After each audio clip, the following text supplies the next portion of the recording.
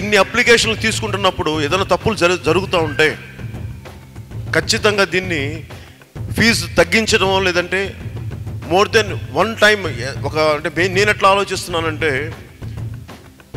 College నుంచి బయటకు వచ్చిన విద్యార్థి ఉద్యోగాలకు అప్లై చేసుకుంటున్నప్పుడు want to bring one common system, one time ఫీజే పే చేయాలి ఎన్ని ఎగ్జామ్స్కి అయినా సరే, అంటే ఎన్ని ఎంట్రన్స్ ఎగ్జామ్స్కి అయినా సరే ఓన్లీ వన్ టైమే.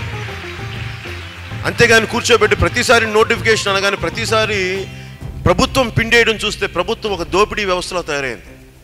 అందుకని విద్యార్థులకి ముఖ్యంగా విద్యార్థులకి we will make sure in our manifesto that we have to pay only one time only for any exam. అది మనం ఖచ్చితంగా తీసుకురావాల్సిన అవసరం ఉంది. ఇది నేను మీకు మాటిస్తున్నాను.